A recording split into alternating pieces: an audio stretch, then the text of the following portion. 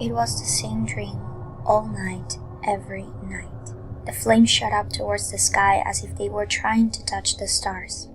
I saw them dancing in front of my eyes, engulfing the whole house until there wasn't a single spot out of the fiery embrace. It didn't seem real. The whole scene had this strange flat look, like the images you would see playing on a silver screen in a movie theater. Except I could feel the heat against my skin, and the tears in my eyes burn away before they even had the chance to fall down my cheeks. Sadness and despair filled the air, my own and that of those who were burning inside the house. Those nameless and faceless people. I couldn't see them anywhere in the house, but I heard their screams as the smoke filled their lungs and the fire burned away their flesh. They're just strangers, nothing more than that. I would repeat to myself over and over in my head, trying to convince myself that it was nothing more than the figment of my overactive imagination, tricking my brain into that sense of familiarity. Nothing more than a fake reaction. But no matter how many times I say the words, I still don't believe them. I know they are not true. Those people meant something to me. I knew it. I could feel it in the way my heart crumpled on my chest. I wanted to call out their names, but I couldn't remember them. I loved them. I knew it, but I didn't know who they were. They belonged to someone else.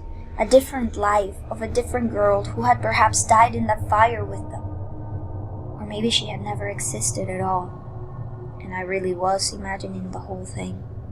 Every night it would play out exactly the same. I couldn't do anything but stay right there, unable to move a single muscle to save my forgotten friends. But that night it was going to be different.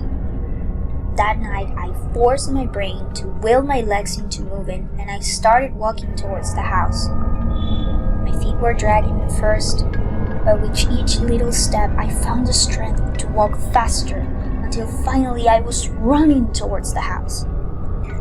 I mustered the courage to take a look through the window. The screaming and crying had died down by then. Inside, there was nothing but broken and burning furniture.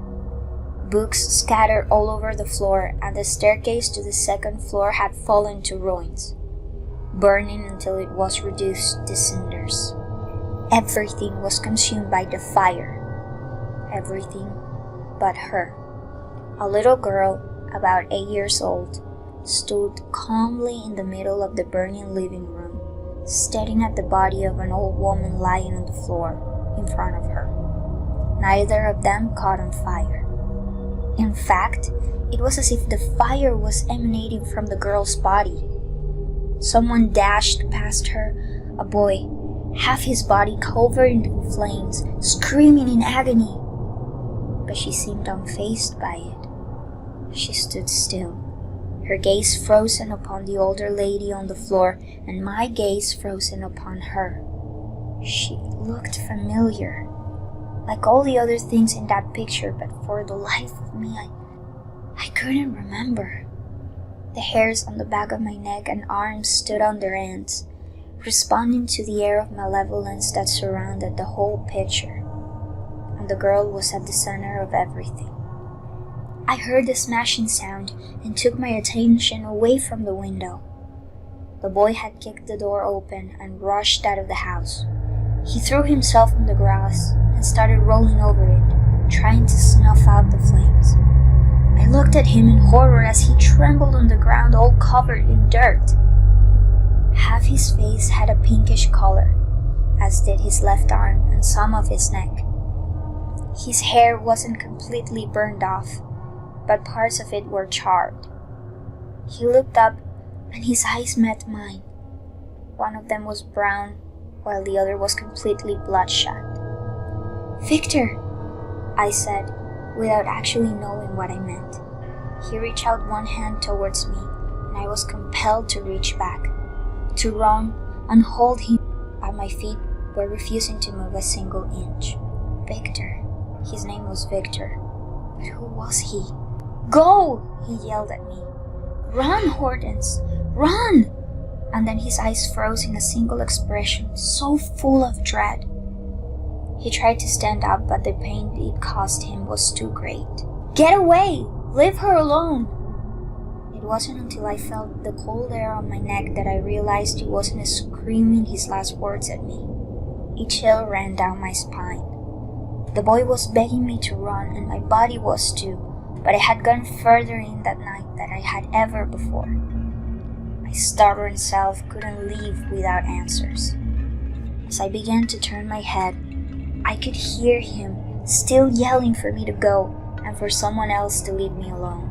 But it was too late.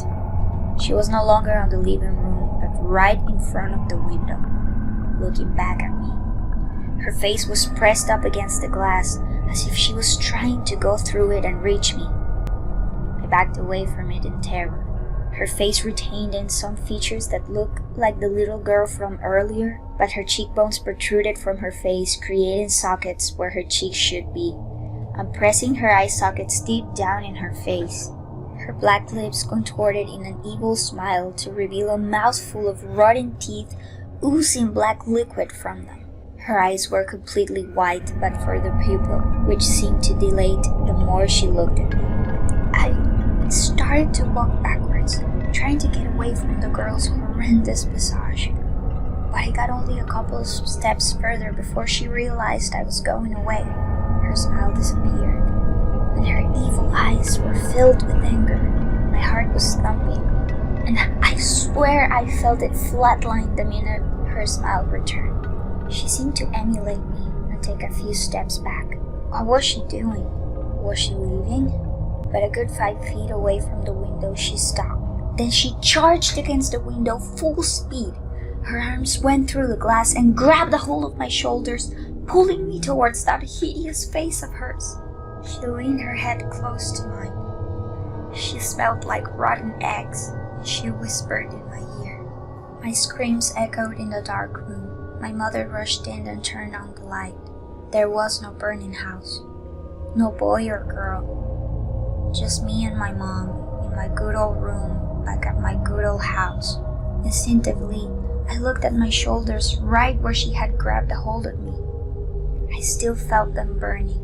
Then I turned my attention towards my terrified mother, and unconsciously, the words just burst out of my mouth. "Mom," I said, "Rose wants me to come home."